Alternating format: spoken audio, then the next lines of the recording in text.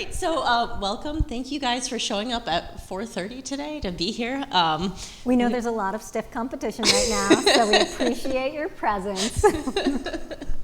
So today we're going to actually be talking a lot about teaching in person on campus. We're going to tell you a little bit about how some of our courses were taught pre-pandemic, what we did during the pandemic remote teaching years, and how that has influenced the way we teach in certain models here on campus today. And we'll take a little detour in the middle to talk about the design of our MOOCs and our sort of philosophy on designing MOOCs.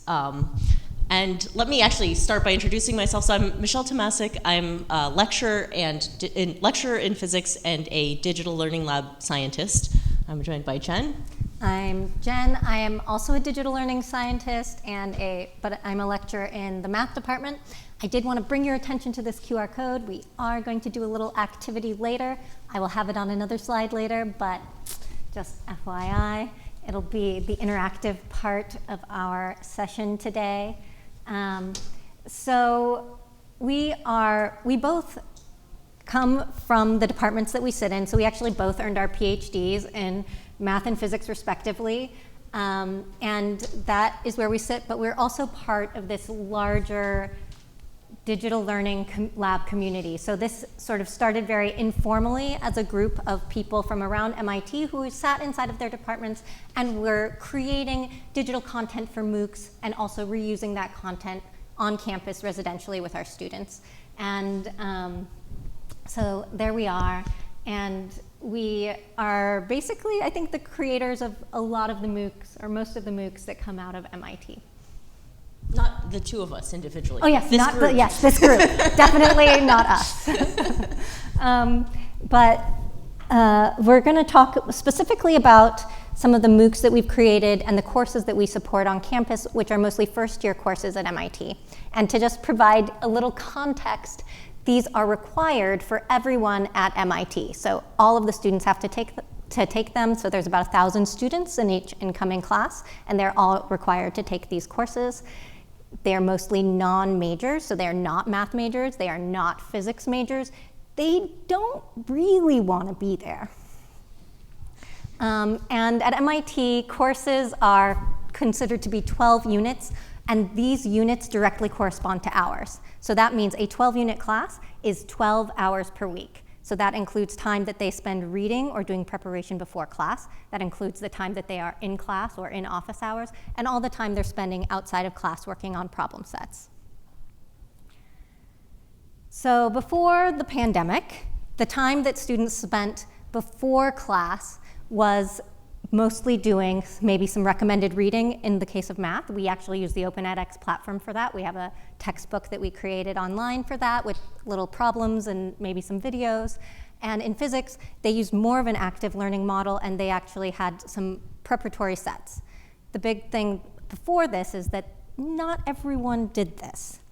There wasn't really a lot of accountability for making sure that students did it ahead of time. It was recommended but not really enforced.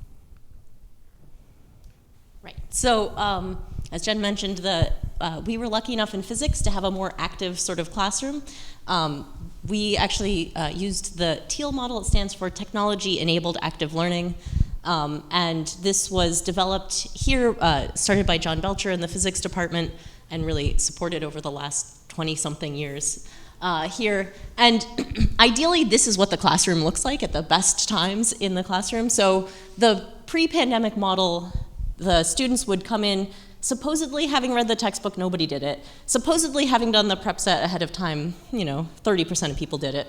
And the instructor would assume that nobody had done it, so they would lecture at people for 15 to 20 minutes. And then students were immediately asked to use that knowledge that they had just gained in that last mini lecture to answer a concept question together, or to go up to the boards with their peers and do problems on the boards while instructional staff walked around and helped them. In this model, we had a ratio of something like 1 to 10 instructional staff to students in the classroom, and that's really what made this model work. Most of the instructors are the undergraduate TAs, but they're actually probably better at explaining things as being somebody who just learned the material. This is the model of what our classroom looks like. There's actually one, I think, almost directly below us. I guess it's over there. And there's another one in Building 26. I encourage you to just go take a look at the space. It's a really nice space for teaching. So it's designed to have whiteboards all around the outside of the room.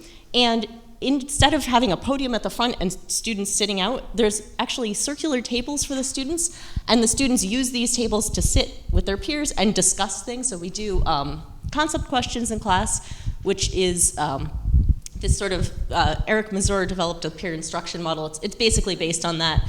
And the idea is the students see something like this. This is a question that they are asked, and they have to sit there quietly and think about it. We're going to try one out here in a little bit. Maybe the quietness is not going to be a problem in this room. And they have to commit to an answer ahead of time. As the instructor, we actually get to see what the histogram is for their answers. So usually ahead of time, the first pass through, it's all over the place. And then we ask them to open up and talk to their neighbors, and they can convince each other at their tables or be convinced, right? And then they vote again. And so then usually at the end, we show them these two histograms. We say, you know, look, most of you had it wrong the first time, and you've convinced yourselves that to get most of you to the right answer. And this is, I think, very powerful. But the key step is actually asking them to commit to an answer ahead of time, because if they don't commit to an answer ahead of time, it's very easy for them to feel, oh, I would have gotten that right. It's, you know, it's the same as listening to a lecture where it feels very easy until you actually try it out yourself. And so we love these rooms for that. Math has a very different model. So before the pandemic, 3 times a week, students would be in large lecture classes. There was zero assumption that the reading had been done ahead of time. These classes typically have between 250 and 550 students in a room. And so this is 3 hours of, well, really 50 minutes each in a room learning from the professor. And then they would break up into smaller groups of 25 students 2 times a week to do problem-solving sessions. And then after class, all of our classes, both math and physics, rely pretty heavily on learning from paper-based homework. So these are homeworks where students need to really explain how they are getting at their answer. They're pretty complicated. They're a lot challenging than whatever examples were shown in lecture. And in math, we also used some homework with immediate feedback using the Open edX platform. But all of this homework really kind of was due in 1 week, but it was always really testing the material that they learned in the previous week. So there was always sort of this delay in sort of when it would be done, and then again with the paper homework, yet another delay in when they would actually receive the feedback on how they did. So that's basically a 2-week delay on when they learned the content and when they know how well they understood it. So now we want you guys to have a little discussion. What parts of these different models work well online, and what parts do not work well online? Well, you might need to get closer to a friend, or you can shout. It's really up to you. I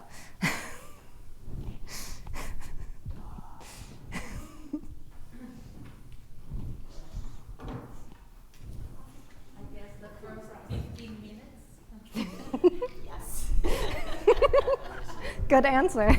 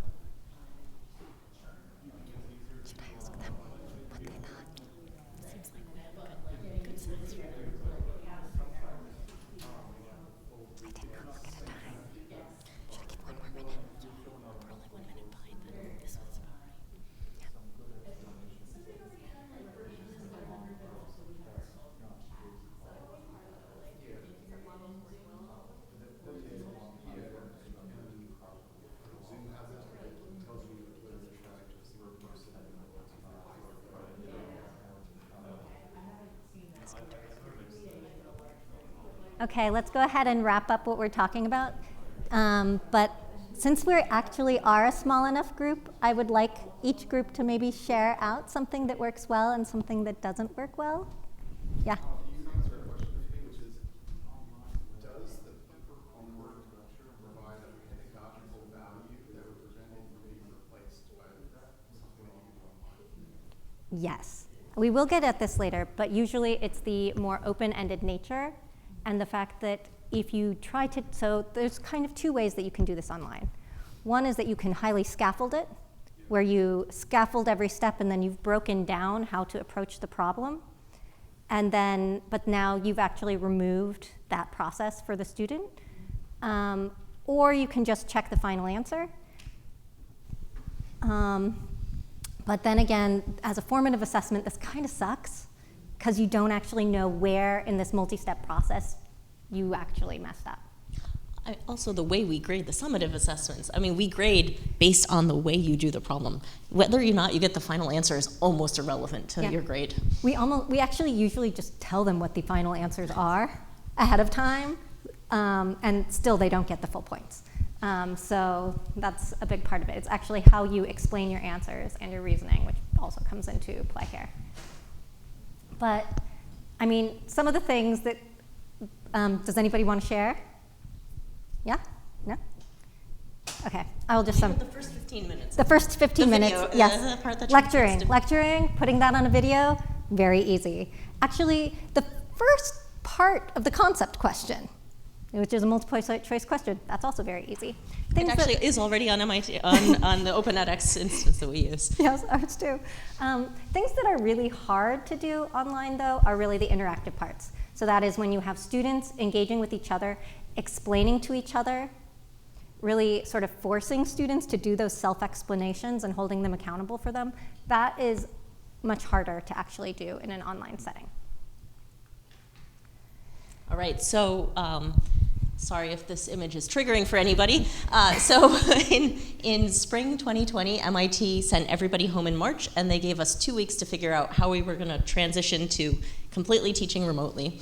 And just some observations from many classes at that time. There were a lot of people who were lecturing, standing in their houses, lecturing to a Zoom room that looked something like this, right? There's always the one person who had the grumpy cat.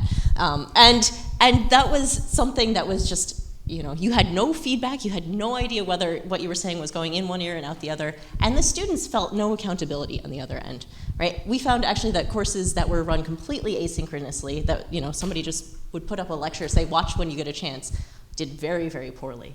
But yet, actually, very interestingly, our MOOCs saw quite a boom in participation, which are completely asynchronous. So many people were signing up to take our MOOCs. More people were engaging in the forums. More people were excited to be there and were choosing to be in that asynchronous learning space at the same time that our students were very much disengaging from that similar sort of space. Unless we asked them to do something together.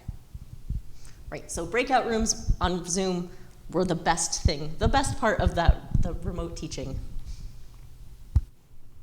So when we get to fall, we got to make some course corrections based on what had happened. And so the thing that happened was moving a lot of this content out of just this lecture that's happening via video and using our Open edX MOOC content. Part of the reason this is maybe a little bit more engaging than listening to somebody for 50 minutes is that there are lots of stops, lots of pauses, lots of short videos interspersed with practice opportunities and retrieval opportunities. Then during class, these would just be live Q&A sessions with the faculty, also doing some really complicated worked examples that often aren't actually seen before they get to the homework. And then they would still be doing, and so that would be maybe 2 hours per week, and then doing collaborative problem solving in breakout rooms for 1 to 2 hours per week. And then after class, there was still some problem sets on paper, but instead we also used a frequent quizzing model, where now we're actually quizzing you on material from that week. So in math, it was very similar actually to the online homework that we were already giving, but instead of it testing the previous week's content, we were now testing the content that they were supposed to be learning that week. Right, and as Jen alluded to, why this worked. I mean, so before we did have our content up on a open edX instance for people to look at, but it was just kind of there for them to go poke around. Now we actually had pruned content that we said, do this very specific set of videos and problems before you come to this particular class. So we gave them an exact assignment that gave them exactly what they were going to need. We also made it so the big problem, as I alluded to earlier in the Teal classroom, is that somebody would lecture at you for 15 minutes and then you were expected to use it.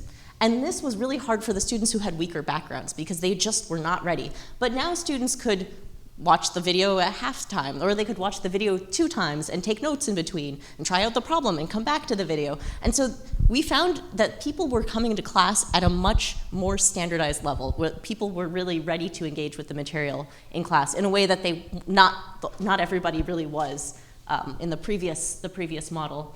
And of course, we assigned these pre-class assignments a grade, so people actually did them. And this was great because it freed up time in class for more faculty interaction with the students, more problem-solving time. And students, as I said before, students were really more prepared for class. Students were more prepared for these engaging activities during class. Of course, why did this work? We had already invested a huge amount of time, money, and man-hours in creating really high-quality digital content before the pandemic happened. We were not trying to do this in real time during the pandemic.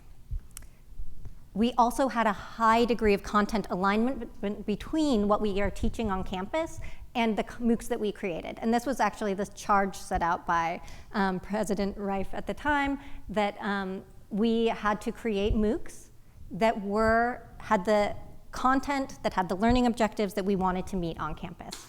So that could really translate well into our classrooms. The other thing that worked is that there were dedicated staff like Michelle and myself helping to support and shepherd the use of digital content in these classes and supporting faculty in teaching in a different way and thinking about how they wanted to spend that time. The other thing that I want to plug is LaTeX to edX. We had faculty who write content, write problems, write text in LaTeX, and they know what that looks like. They know how that looks like in a PDF, and we were able to really easily turn that into edX content using LaTeX to edX. And the faculty were able to feel a real ownership of creating this content without having to touch math jacks, without having to deal with custom grading, because we could do that for them. All right, so we are about to tell you a little bit more about the philosophy of how we design our MOOCs, but before we get there, let me take sort of the big picture of why I think we were competent at creating these MOOCs, right? So as Jen said, we were experts in our field, in our subject matter, before we became in these positions of the Digital Learning Lab. And through our positions here, we learned a lot about cognitive learning theory and pedagogy and instructional design and accessibility. And all of these things were able to help us create problems that were, and videos and learning sequences that were very well tailored to actually learning that material, both from sort of the pedagogy stance and also from the expertise in our field stance. And I do want to point out, we're not going to really talk about video, but I do want to point out my favorite tool to make video is something called the Lightboard. Our studio is actually sort of downstairs. I've talked to several people so far. I found out it seems to be very popular for creating video. But in particular, so if you don't know, you write on a piece of glass. The camera, you're looking right into the camera as you write, and then we just sort of flip the image afterwards, so it looks like you're writing the right way. If you're a physicist or a mathematician, the right-hand rule becomes very complicated. But but the two things I particularly love about this are that sort of feeling that you're being talked directly at, right? The person who's writing is looking at the camera, looking right at the person who's watching that video.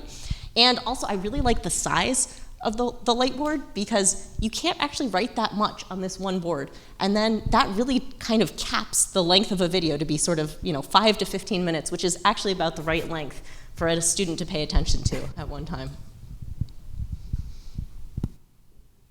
Oh, right, okay, so I I know this has actually been a topic that's come up several times today, but we want you to just sort of, this is not a discussion this time, just take a minute, reflect for yourself. How do you learn best? So when we're thinking about this, our course design, we want to think about how people learn best. How do you learn best?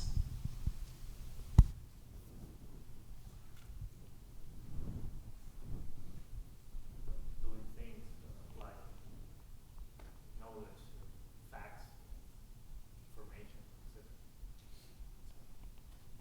etc. Yeah. Doing things. Not just listening. That's a great point. And that is maybe the point. All right, so We'll just move I think on. that pretty much summarized what we were hoping to get at here. I'm going to actually give you sort of a very big picture of how we think about how learning and memory works that has helped us sort of think about designing these, and then Jen is going to tell you about a more specific framework to think about course design. But this is kind of a complicated image, so let's start all the way over with the external stimuli, right? So everywhere around you, you are perceiving things out in the world, right? You're seeing things, you're feeling things, you're smelling things, right? You're hearing, hopefully hearing my voice and not doing something else. I guess actually that's the next piece. So that goes into your sensory memory, and then what you pay attention to goes into your short-term memory. Right? So you are not able to pay attention to everything that you're taking in at the same time. And hopefully this is what you're paying attention to right now. But completely understand if it's dinner plans that you're thinking about instead. So anyway, that's it. Once it's in your short-term memory, you can do some sort of work with that. And the real goal of learning that we think about is sort of consolidating, moving as much of that as possible to the long-term memory. So you might wonder why you need this long-term memory, right? So it's actually, the short-term memory is actually kind of like a bottleneck, right? The short-term memory is limited. It can only hold something like 5 to 9 items at a time. And so if you want to do something very complicated, you need to outsource as much as possible to your long-term memory, right? You need to be able to complete as many processes or understand as many definitions or whatever it is in your long-term memory. You need to be able to pull that from your basically unlimited long-term memory to be able to interact with it in your short-term memory, which can only hold these sort of 5 to 9 sort of new things or newly used things. And a lot of people sort of stop there, but one thing that people don't think a lot about, or I feel like we don't think enough about, is this cycle of the retrieval and reconsolidation. So, somebody could have learned something in one of Jen's math classes about integration, and then they get to a physics class and they are just lost. They don't know how to use it, even though if you asked it as a calculus question, they would easily be able to solve that problem.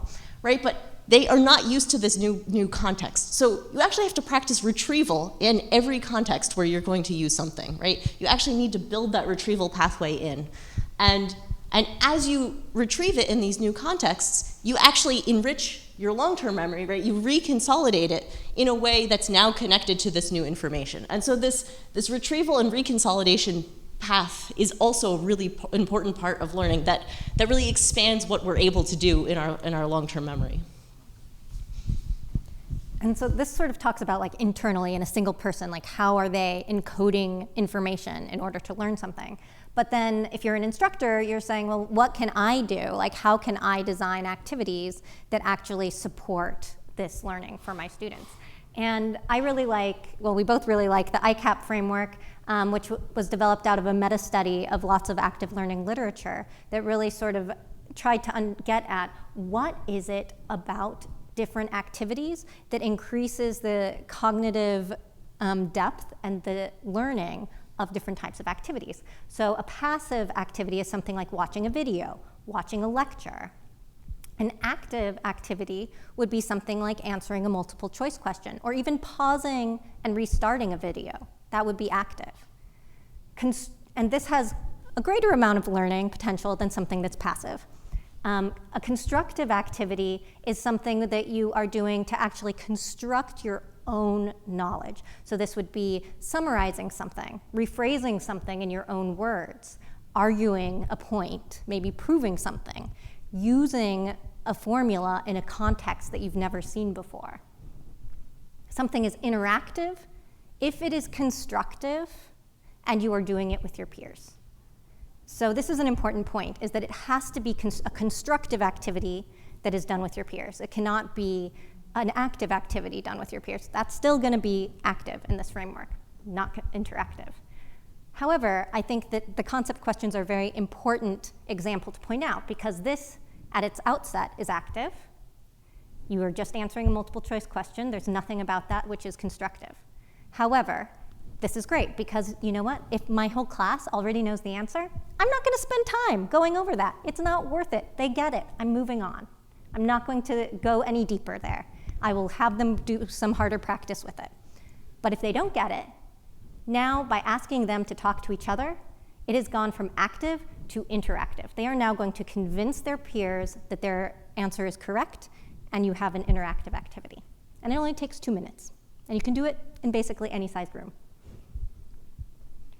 So now, we're going to do a concept check. We are educators, and we cannot help it. So you can either type in the poll everywhere thing, or you can use the QR code. I will give everybody just a second to get it. And I'll just go ahead and tell you what the first question is going to be. It's going to be about note-taking. So what kind of activity is note-taking? And you will be able to select as many options as you would like. But I think I have to do this, and I have to do this. Oops.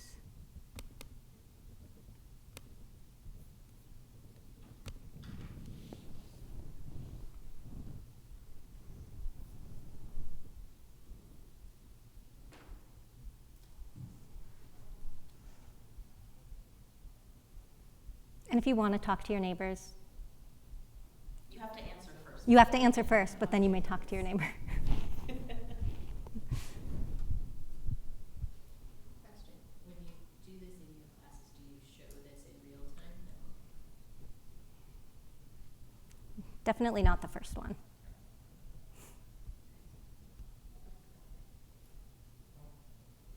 This is for your eyes only. That's the reason. Exactly. Yeah. So we will actually skip the discussion in favor of this. But you're right. Depending on how you take notes, it can be active or it can be constructive. If you are literally just transcribing everything that I say, that is going to be an active activity. If, however, you are selecting what information you want to write down, if you are using your own words to do so, if you're maybe coming up with questions that you have and jotting those down, you have now turned this into a constructive activity. Okay, next question. Is this working?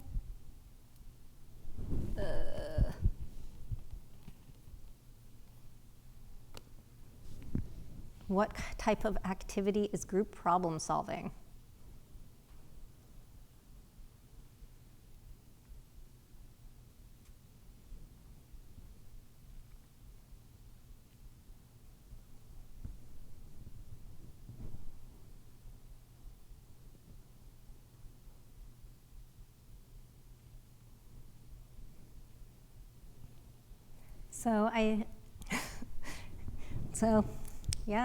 So this is a really important point, because it really depends on the environment of how your groups are actually behaving and what the culture in your classroom is around group work.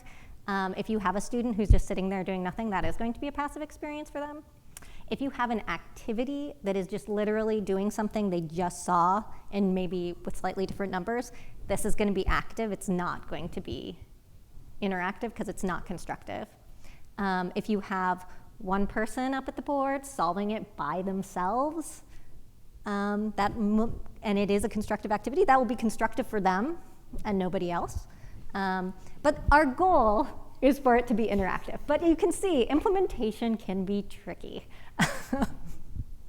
But so now my question, okay, hopefully this one will work. What does OpenEdX do natively?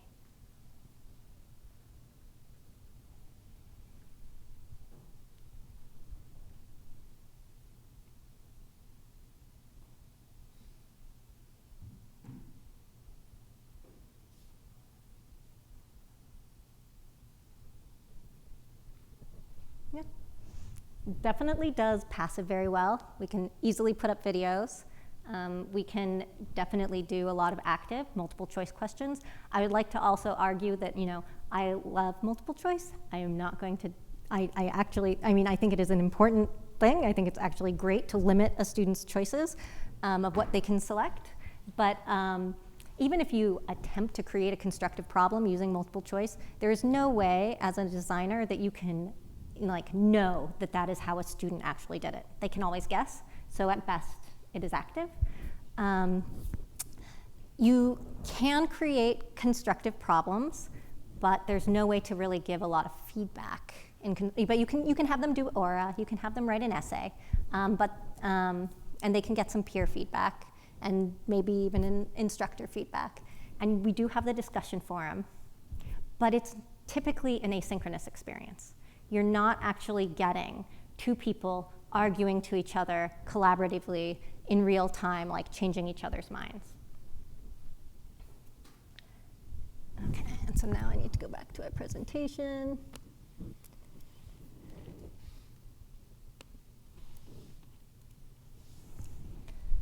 So in my mind, when I'm thinking about my courses, I definitely want to do it definitely does a lot of passive, a lot of active, and I try to do as much constructive as I feel like I can.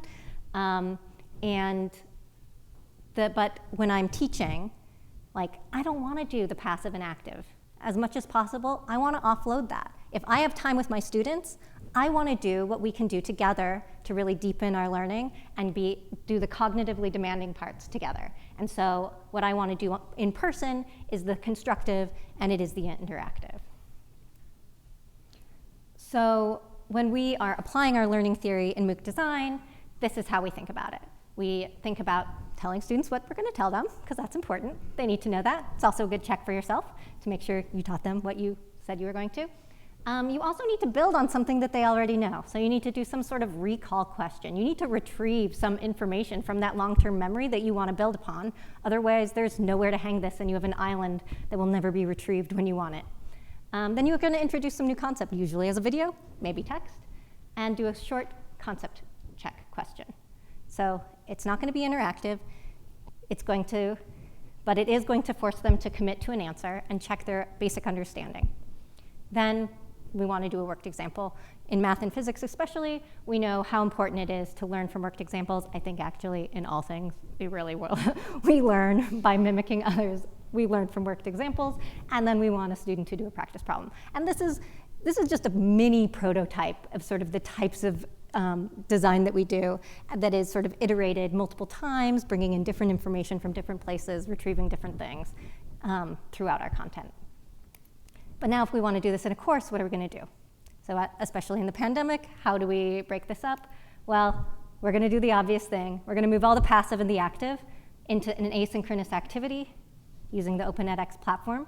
We're going to move everything that is reflective and constructive and interactive and move that into class. Of course, this is not going to be good enough, because if I don't do something a little bit more than just a short concept check, I'm not really consolidating this information into long-term memory, so I need to do a little bit of a problem there. I also probably need to do a little bit of review when I get my students in class, because I don't know when they did that, and I need to help to cue them to retrieve that information. So I will do another short concept check, and that will be doing double duty here, because it'll be both retrieval, but it'll also be an opportunity to get them to reconsolidate that information and do an interactive activity if it's something that people didn't actually know.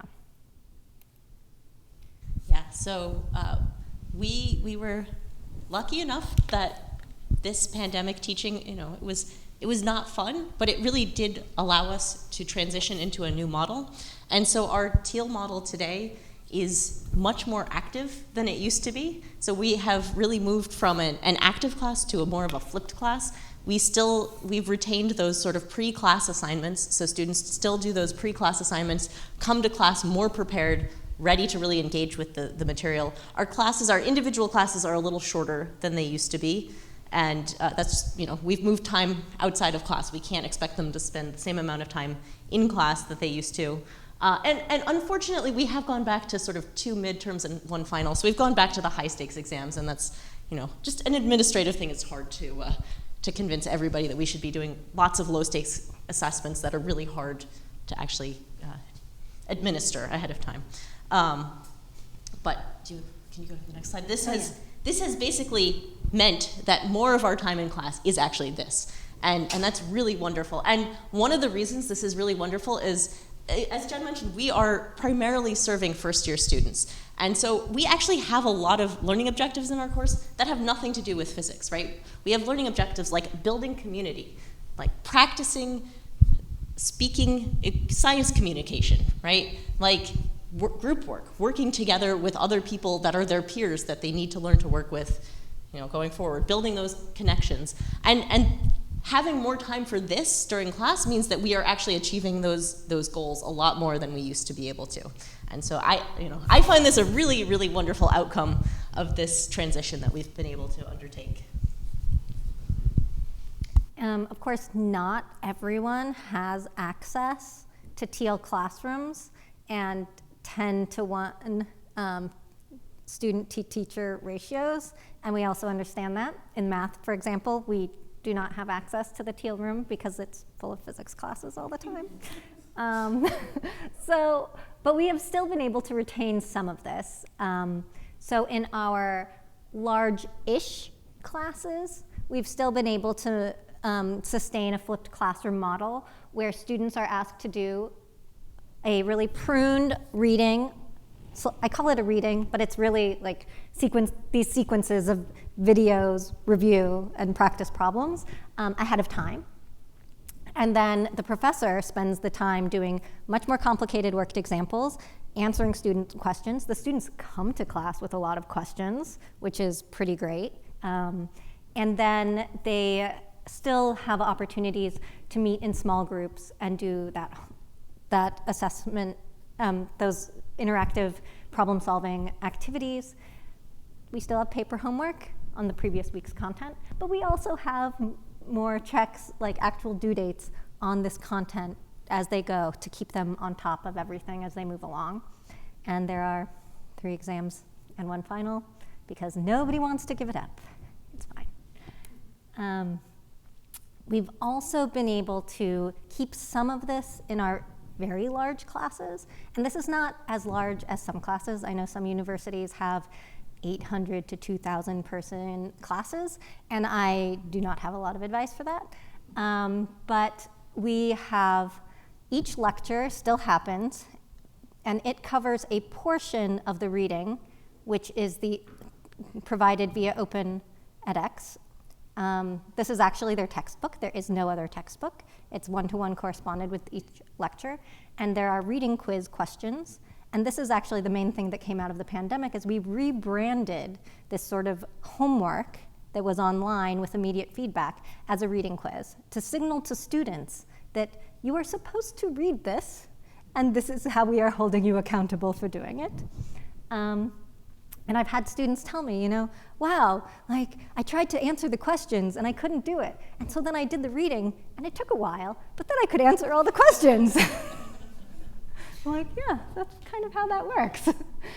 And then, of course, there's still this sort of recitation model where they get to get into small groups to do some problem solving. And then one of the other things that we added due to the pandemic, because we didn't have exams in the pandemic, we did sort of think more about this like intentional review and reconsolidation. And so as part of these reading quizzes, we actually, starting at week 4, started adding review questions. So these would be reading quiz questions that could come from anywhere in the class, sort of specifically targeted in like certain content that was going to come up again the next week where possible, but also sampling from everywhere, just to help keep retrieving and reconsolidating this information as we went through. And I think that's it, but students actually like it, which is kind of great. Yeah. What I heard you saying was constructive type engagement doesn't scale well online, and I wonder, I assume you're saying basically there is the instructor's time doesn't scale well to grade that type of activity, and I wonder if it's really necessary. Could you assign a constructive activity and ask students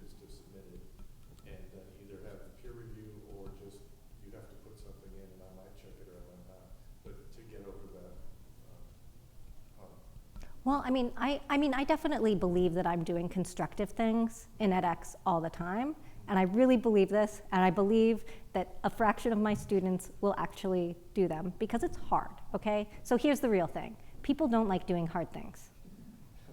The other one coming from is, let's say this is a steeper ramp for me for whatever reason, anxiety, or I move slower, or think, whatever.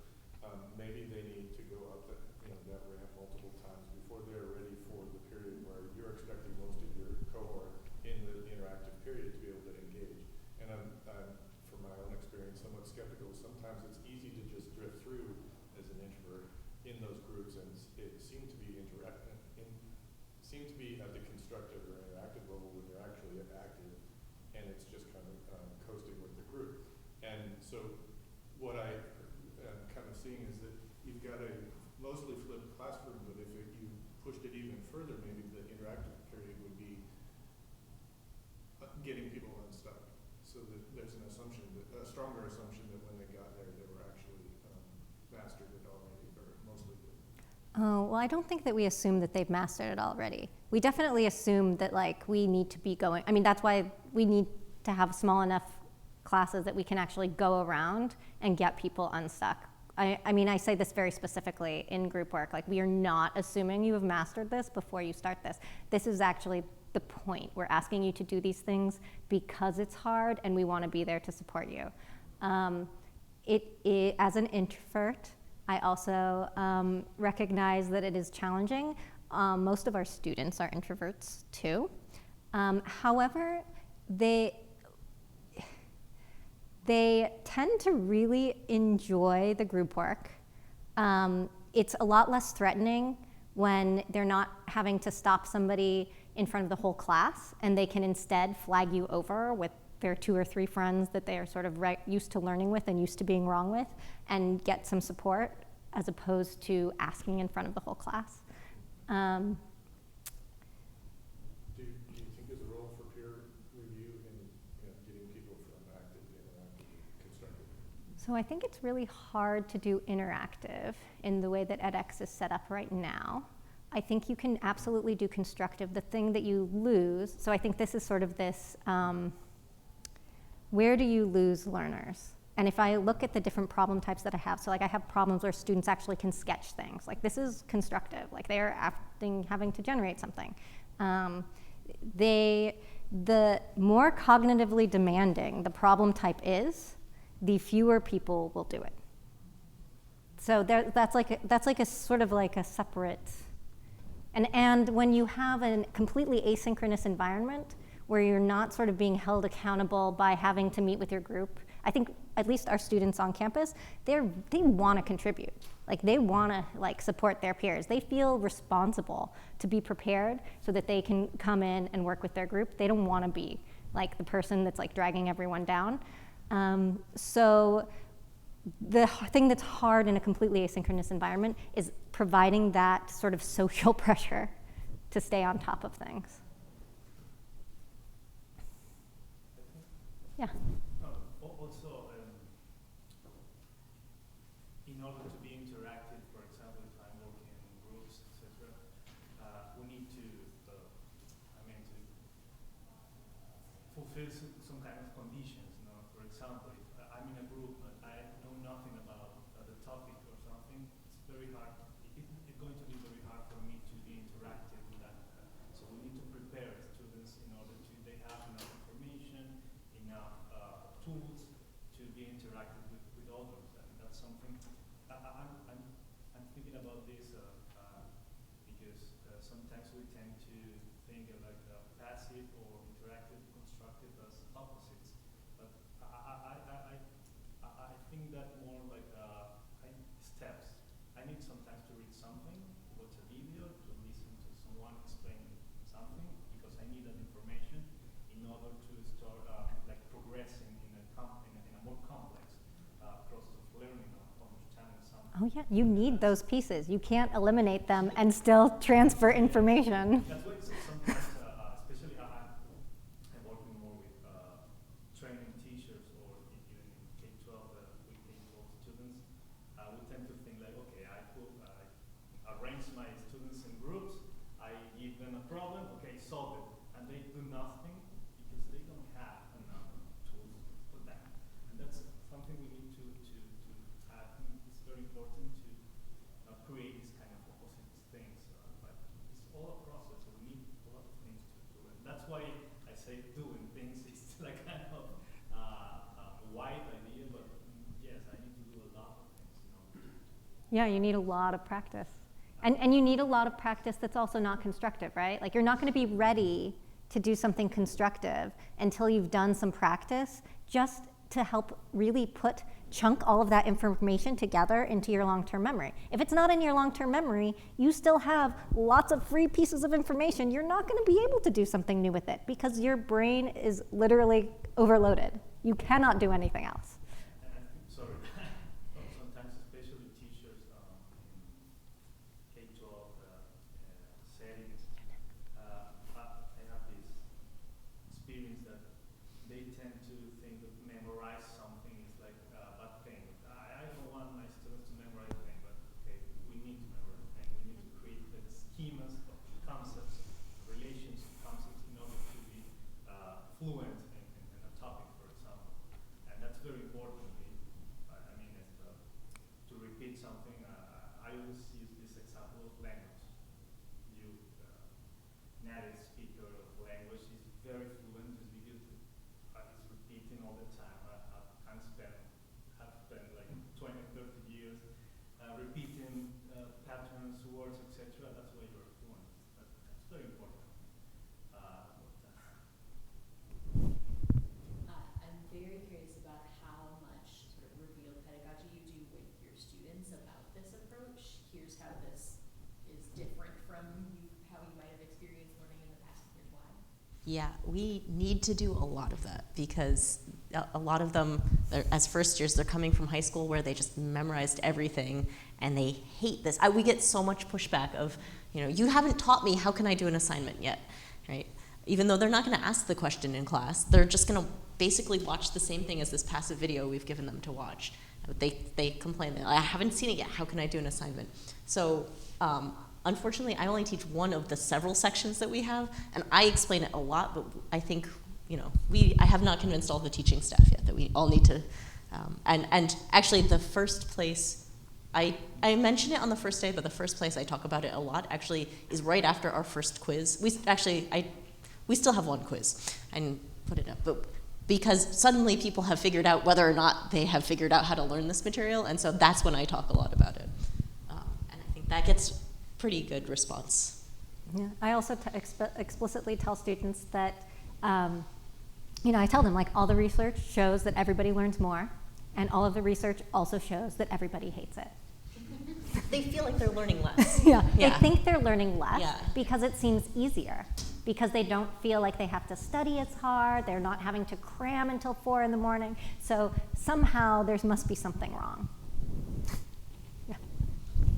I'm pretty convinced that the scarcest commodity is always going to be the time of the instructor, especially in any of this work. So I wonder if you have thoughts, or if you did in the future, how we can collect your thoughts about which elements could be made more. We provide facilities to make it easier to do constructive and interactive elements of your plans online, right? So we free up your time for even more direct interventions in the classrooms. I mean, my feeling actually is there's a lot of community building that needs to happen before the really interactive part can happen well, right? The students, it's a couple of weeks before they trust that they can say something stupid in front of their peers, right? And that they can ask a question or they can make a mistake on the board and their peers won't judge them. And there are some students who will judge them, so they need to switch groups. But I think that community building, I've been really thinking if there's a way we can do more of that sort of community building right up front so that we can, get faster into the actual group work that's productive towards the learning the physics. And I know engineering design does this very often, and I feel like as a math person, and maybe you as a physics person also have this extreme revulsion at these icebreaker activities, because as an introvert, I loathed them, but I do think that there is a place for doing these like making these icebreaker activities online and accessible in a way where maybe if you are an introvert, you can have enough time to think about it that like feels like less pressure but still do it, and can like start forming these communities and also help people sort of break out of their usual thought patterns and think a little differently before they get into their groups. I think also you should feel free to leave because Yes. I'm just curious about, well, we've got one more up there. Okay, sorry. Well, we'll answer all your questions. So I understand your math and physics teachers here at MIT, and I was wondering, this is the question. Do you have, or do you give some place in your learning the science to creativity, not in terms of art, etc., but ideas or being not quite ideas? And it's just curious question. I will say that in the classes that I'm involved with, mostly they're institute requirements, which means that I'm satisfying requirements from other departments, mostly engineering departments. And I don't actually feel like there's a lot of space for creativity. Also, I think that it's sort of the always wanting to do a project and then not having the staff to actually grade the project with the number of, like, if you have 800 students, it's very hard. It has to be gradable by undergraduate TAs and not by faculty because, right. I would say actually the one place I see the most of it is in, we have several experiments, including a few sort of take-home experiments where actually we're asking students to measure something and then design something, right? We have one where they're expected to actually try to build a resistor piano. So we give them resistor paper and they have to try to like experiment and figure out like how they can cut the paper so that you have sort of a linear progression of notes when, you know, there's a lot of back end behind it. But like, and then, you know, we have one where we give them parts to build a generator and they have to try to build like the most efficient generator. And that, you know, that's a lot of like experiment and playing with it. It's not just, you know, what the physics says behind that.